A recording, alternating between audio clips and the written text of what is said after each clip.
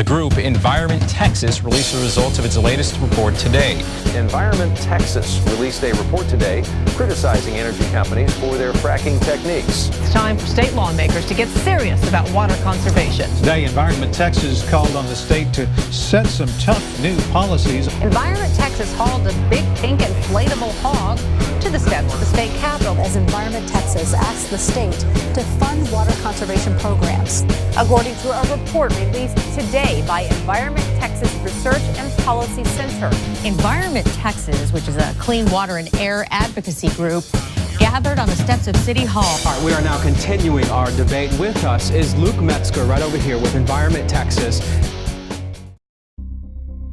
A major announcement expected today about the Christmas Mountains. The range is in West Texas near Big Bend National Park, and in just a few hours, the Texas Land Commissioner is expected to announce they are handing over control of the 9,000-acre piece of land to the Texas State University system. Insiders say the university will conserve the land and turn it into an outdoor wilderness classroom and laboratory.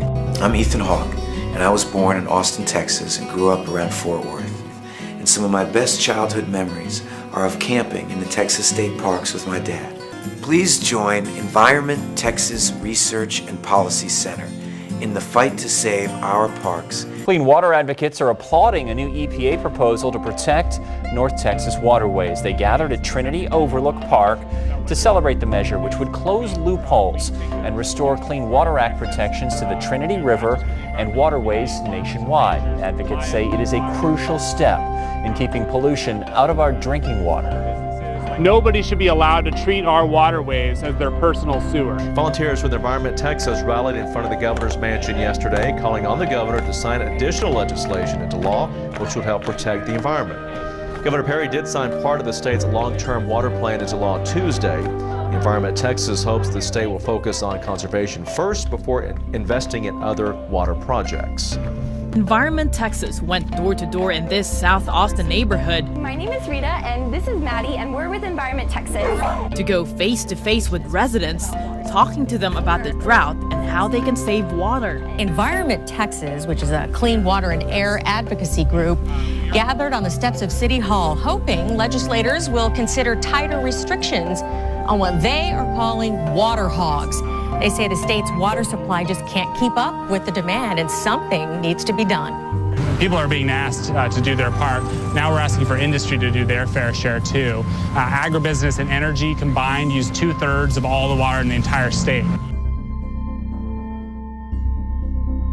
A new ranking out shows Texas cities are some of the most polluted in the country. Environment Texas ranked Houston as the worst smog offender in the state, followed by the Fort Worth, Arlington area and Dallas. All three of these metro areas are in the top 25 nationwide. Now, while Austin did not make the list nationwide, it's experiencing the worst smog season since 2006. Environment Texas released the results of its latest report today. The report says Texas power plants emitted a total of nearly 260 million pounds of carbon dioxide. That's equivalent to 45 million cars. She's calling on the Environmental Protective Agency to require coal-fired plants in Texas to meet certain clean energy standards.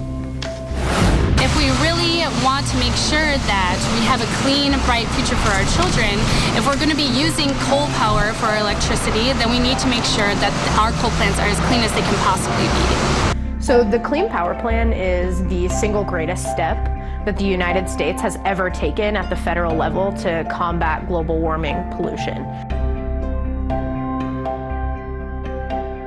Victims from the Memorial Day weekend floods in Wimberley rallied this morning, making a plea to U.S. Senator Ted Cruz. They're urging the senator not to make any budget cuts to studies about climate change. You're going to have better windows, better insulation, and it just really keeps a tighter envelope so that the houses aren't losing energy. Y lo que la gente quizás no sepa es que construir una casa que sea completamente eficiente, una casa de energía cero, es en realidad más barato que construir una casa tradicional, por los ahorros que uno tiene a medida que pasa el tiempo.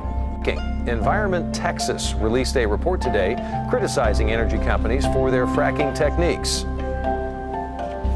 Dallas is considering changes to the ordinance and allowing fracking here. We think that this report is further evidence that drilling needs to stay out of our neighborhoods and our parks and our floodplains.